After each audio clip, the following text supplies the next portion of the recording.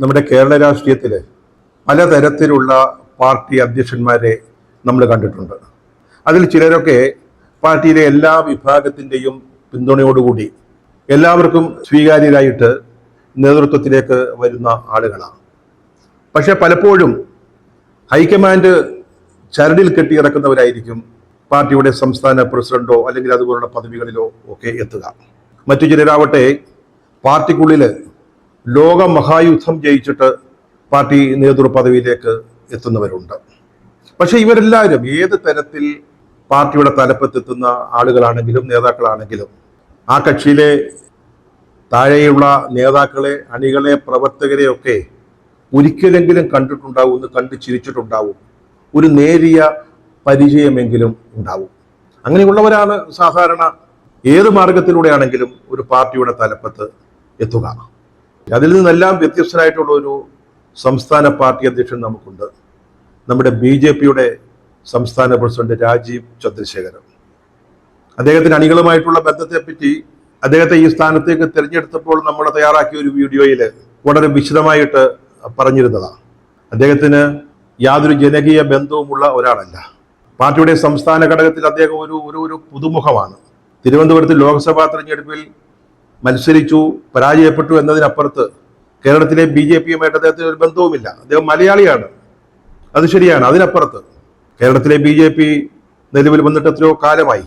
അതേതാണ്ട് ചരിത്രം പരിശോധിക്കുമ്പോൾ അത് ഓരോ തെരഞ്ഞെടുപ്പ് കഴിയുമ്പോഴും സ്ഥിതി മെച്ചപ്പെടുത്തിക്കൊണ്ടിരിക്കുകയാണ്. ആ വളർച്ചയുടെ വഴികളിലൊന്നും നമ്മൾ കാണാത്ത ഒരു നേതാവാണ് രാജീവ് ചന്ദ്രശേഖർ.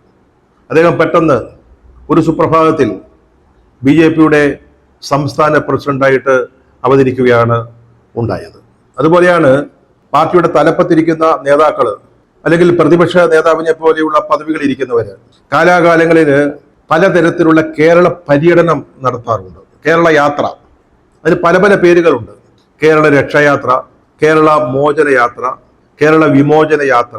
ഈ പേരുകളൊക്കെ ഇടുന്നത് പ്രതിപക്ഷമാണ്, പ്രതിപക്ഷത്തിരിക്കുന്ന പാർട്ടിയോ മുന്നണിയോ. ഈ പേരുകളുടെ അർത്ഥം എന്ന് പറയുന്നത് കേരളത്തെ രക്ഷിക്കാൻ വേണ്ടി, ഇപ്പോൾ ഭരണത്തിലിരിക്കുന്നവരുടെ പിടിയിൽ നിന്ന് നമ്മുടെ സംസ്ഥാനത്തെ മോചിപ്പിക്കാൻ വേണ്ടി, രക്ഷിക്കാൻ വേണ്ടിയുള്ള യാത്ര എന്നാണ് അതിന്റെ അർത്ഥം. അപ്പൊ ഈ ഗവൺമെന്റ് ഭാഗത്തുനിന്ന് ഉണ്ടാകുന്ന ഇതുപോലുള്ള യാത്രകളുണ്ട്. അതിനെ വികസന യാത്ര എന്നൊക്കെ ആയിരിക്കും പലപ്പോഴും വിശേഷിപ്പിക്കുക. ഇതൊക്കെ സാധാരണഗതിയിൽ ഉണ്ടാകുന്നത് ഒരു തെരഞ്ഞെടുപ്പിന് തൊട്ടു മുമ്പിലാണ്. തെരഞ്ഞെടുപ്പ് പ്രചാരണ പ്രവർത്തനങ്ങൾ അതിൻ്റെ ഒരു നിലമൊരുക്കൽ എന്ന നിലയിൽ പ്രവർത്തകരെയൊക്കെ ഒന്ന് ആവേശഭരിതരാക്കുന്നതിന്, ഒന്ന് ഉത്തേജിപ്പിക്കുന്നതിന് നേതാക്കൾ അവർക്ക് അടുപ്പവും പരിചയവും ഉള്ള അണികളുടെ ഇടയിലേക്ക് ഇറങ്ങിച്ചൊല്ലുകയാണ്. അവരെ കാണുന്നു, അവരുമായിട്ട് സംസാരിക്കുന്നു, എങ്ങനെ നമ്മുടെ തെരഞ്ഞെടുപ്പിനെ നേരിടണമെന്ന കാര്യത്തിൽ അവരുമായിട്ട് ചർച്ച നടത്തുന്നു, സാധാരണ ജനങ്ങളുമായിട്ട് സംവദിക്കുന്നു, സർക്കാരിനെതിരെ പറയാനുള്ളത് പ്രതിപക്ഷം പറയുന്നു, ഭരണ നേട്ടങ്ങൾ സർക്കാർ പറയുന്നു. അങ്ങനെ പലതരത്തിലുള്ള യാത്രകൾ. ചിലപ്പോൾ മറ്റു ചില വിശേഷാവസരങ്ങൾ ഇതുപോലുള്ള യാത്രകളൊക്കെ ഉണ്ടാവാറുണ്ട്. നവകേരള യാത്രയൊക്കെ അത്തരത്തിലുള്ള ഒന്നായിരുന്നു. നമ്മുടെ മുഖ്യമന്ത്രി ശ്രീ പിണറായി വിജയൻ നടത്തിയ യാത്ര. മന്ത്രിമാരെ എല്ലാവരെയും ഒരു ആഡംബര വാഹനത്തിൽ കയറി പ്രതിഷേധം പ്രകടിപ്പിച്ചവരെല്ലാം ചവിട്ടി കൂട്ടിക്കൊണ്ട് അങ്ങ് കാസർഗോഡ് മുതൽ തെക്ക് വരെ നടത്തിയ ഒരു മനോഹരമായ യാത്ര. അത് ഈ തെരഞ്ഞെടുപ്പുമായി ബന്ധപ്പെട്ട് നടന്ന യാത്രയൊന്നുമല്ല. അത് പിണറായി വിജയനെ നവകേരള ശില്പിയായിട്ട് പ്രഖ്യാപിക്കാനും അവരോധിക്കാനുമുള്ള ഒരു ശ്രമത്തിന്റെ ഭാഗമായിട്ട് നടത്തിയ ഒരു യാത്രയാണ്. അതിൽ നിന്നെല്ലാം വ്യത്യസ്തമായിട്ട് നമ്മുടെ വ്യത്യസ്തനായ BJP സംസ്ഥാന പ്രസിഡന്റ് വളരെ വ്യത്യസ്തമായ ഒരു കേരള പര്യടനം, കേരള യാത്ര സംഘടിപ്പിക്കുന്നു. അതിൻ്റെ ഉദ്ദേശമാണ് വളരെ വളരെ വിശേഷപ്പെട്ടത്. പാർട്ടി സംസ്ഥാന പ്രസിഡന്റിന് താഴെയുള്ള നേതാക്കളെയും പ്രവർത്തകരെയും കാണാനും പരിചയപ്പെടാനും വേണ്ടിയുള്ള ഒരു യാത്ര. അദ്ദേഹം പ്രസിഡന്റായിട്ട് ചുമതലയേറ്റു, കാര്യമായ പ്രവർത്തനങ്ങളിലേക്കൊന്നും കടന്നിട്ടില്ല. പക്ഷെ ആരെയാണ് നയിക്കേണ്ടത്, പാർട്ടി അധ്യക്ഷ നിലയിൽ ആരെയാണ് ഭരിക്കേണ്ടത് എന്ന് അറിയാതെ എങ്ങനെയാണ് കാര്യങ്ങൾ നടക്കുക? അണികളെ അറിയണ്ടേ, പ്രവർത്തകരെ അറിയണ്ടേ, താഴെ തട്ടിലുള്ള നേതാക്കളെ അറിയണ്ടേ? അല്ലാതെ എങ്ങനെയാണ് പ്രസിഡന്റായിട്ട് പ്രവർത്തിക്കാൻ സാധിക്കുക? തമ്പാനൊരു വലിയ മന്ദിരം, മാരാർ സ്മൃതി മന്ദിരം പാർട്ടിക്ക് വേണ്ടി ഉണ്ടാക്കിയിട്ടുണ്ട്. അതുണ്ടാക്കിയത് കൊണ്ടോ അത് ഉദ്ഘാടനം ചെയ്തുകൊണ്ടോ പോരല്ലോ. അവിടെ ഇരുന്നുകൊണ്ട് ആരെയാണ് നയിക്കേണ്ടതെന്ന് തീരുമാനിക്കണമല്ലോ, അല്ലെങ്കിൽ അറിയണമല്ലോ. അതിനു വേണ്ടിയുള്ള ഒരു യാത്രയാണ്. പണ്ട് മഹാത്മാഗാന്ധി ഇന്ത്യയെ കണ്ടെത്താൻ വേണ്ടി യാത്ര നടത്തിയിട്ടുണ്ട്. അത് സ്വാതന്ത്ര്യ സമരത്തിന്റെ ഭാഗമായിരുന്നു. ഇപ്പോഴത്തെ രാജീവ് ചന്ദ്രശേഖരൻ കേരളത്തിലെ പാർട്ടിയെ കണ്ടെത്താൻ വേണ്ടി, നേതാക്കളെ, പ്രവർത്തകരെ, അണികളെ അറിയാൻ വേണ്ടി കേരളത്തിലുടനീളം ഒരു യാത്ര നടത്തുന്നു. ഏപ്രിൽ 10 ഈ യാത്ര ആരംഭിക്കുമെന്നാണ് നമുക്ക് മനസ്സിലാക്കാൻ കഴിയുന്നത്. ഏപ്രിൽ 10 വരെ നീണ്ടുപോകുന്നതിനൊരു കാരണമുണ്ട്. അതിനു മുമ്പ് ജില്ലാതലത്തിലുള്ള നേതാക്കളെ പരിചയപ്പെടുന്നതിന് മുമ്പ് സംസ്ഥാന തലത്തിലുള്ള നേതാക്കളുമായിട്ടൊന്ന് പരിചയപ്പെടണമല്ലോ. അവരെ ഒന്ന് കണ്ട് കൈകുലുക്കുകയും ചിരിക്കുകയും വേണമല്ലോ. അവരുടെ പേരുകളൊന്ന് ഹൃദയസ്ഥമാക്കാൻ ശ്രമിക്കണമല്ലോ. അതിനുശേഷമല്ലേ ജില്ലകളിലേക്ക് പോയിട്ട് കാര്യമുള്ളൂ. അതുകൊണ്ടാണ് ഈ ഏപ്രിൽ 10 എന്നുള്ളൊരു ദിവസം വന്ന്, അല്ലെങ്കിൽ നേരത്തെ തന്നെ തുടങ്ങുമായിരുന്നു. അദ്ദേഹം പാർട്ടിയെ ശക്തനാക്കാൻ അങ്ങനെ നിൽക്കുകയാണ്. സമയം കളയാനില്ല. പക്ഷേ സംസ്ഥാന നേതാക്കളെ പരിചയപ്പെട്ടിട്ടാവാം താഴെ തലത്തിലുള്ള നേതാക്കളെ പരിചയപ്പെടേണ്ടത് എന്ന് തീരുമാനിച്ചു. അതുകൊണ്ടാണിത്. BJPക്ക് 30 സംഘടനാ ജില്ലകളാണുള്ളത്. ഒരു ദിവസം 2 ജില്ലകൾ. അങ്ങനെ 15 ദിവസം കൊണ്ട് ഈ 30 ജില്ലകളും കവർ ചെയ്യാം. അതാണ് BJP ഇപ്പോൾ ഇട്ടിരിക്കുന്ന പരിപാടി. മണ്ഡലം സെക്രട്ടറിമാർ വരെയുള്ള നേതാക്കളെയാണ് ആദ്യം പരിചയപ്പെടുക.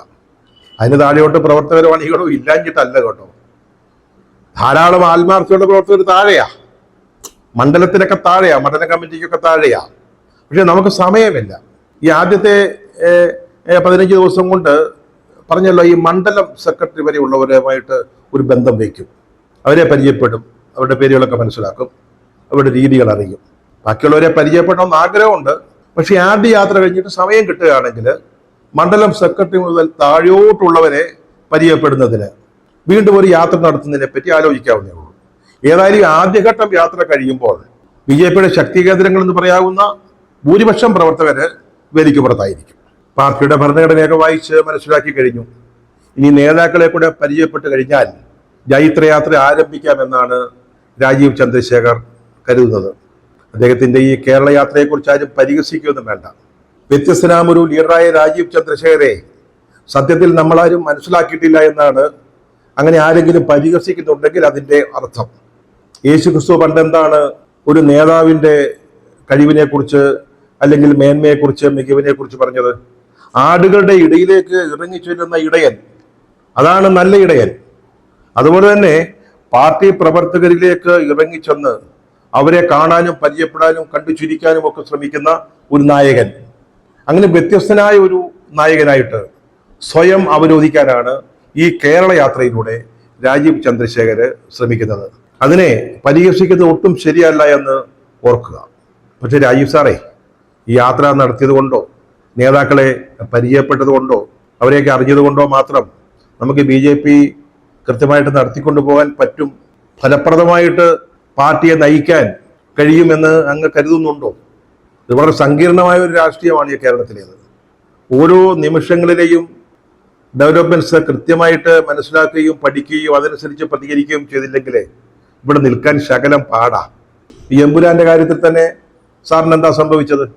മോഹൻലാലിനെയും പൃഥ്വിരാജിനെയൊക്കെ ഒന്ന് സന്തോഷിപ്പിക്കാം, ഒന്ന് സൂചിപ്പിക്കാമെന്ന് വിചാരിച്ച് ഈ സിനിമ ഇറങ്ങുന്നതിന് മുമ്പ് തന്നെ പറഞ്ഞു, ഞാൻ ഈ സിനിമ കാണും. ആ സിനിമയ്ക്ക് എല്ലാ പിന്തുണയും പ്രഖ്യാപിച്ചു.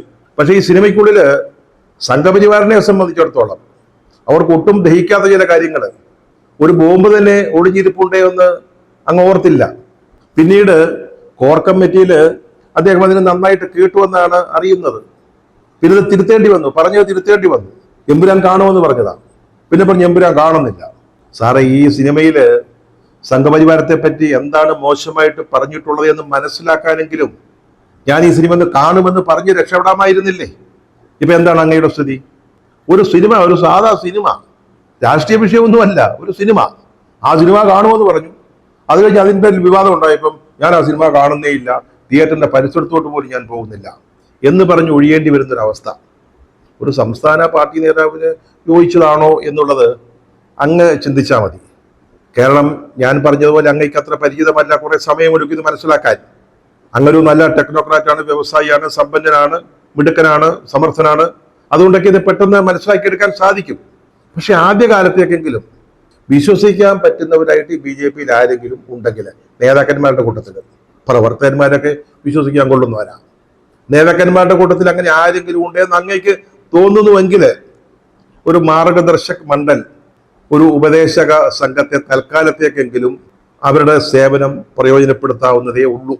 അടിവരയിട്ട് പറയുന്നു, വിശ്വസിക്കാവുന്ന ആരെങ്കിലും ഉണ്ടെങ്കിൽ, അല്ലാതെ വഴിയിൽ കുഴിയിൽ ചാടിക്കുന്നവര് ആകരുത്. രാജീവ് സാറേ, അങ്ങേക്ക് മറ്റൊരു ഭാഗ്യം കൂടെ ലഭിച്ചിട്ടുണ്ട്. ഇതുവരെ ഒരു സംസ്ഥാന പ്രസിഡന്റും ചുമതലയേറ്റ് എടുത്ത ഉടനെ ഇതുപോലൊരു കേരള പര്യടനം നടത്താൻ അവർക്ക് അവസരം ലഭിച്ചിട്ടില്ല. ഇത് അങ്ങേക്ക് ലഭിക്കുന്ന ഒരു വലിയ അവസരമാണ്. ഏതായാലും കേരള യാത്രയൊക്കെ നടത്തി വിജയിച്ചു വാ. എല്ലാ ആശംസകളും നേരുന്നു.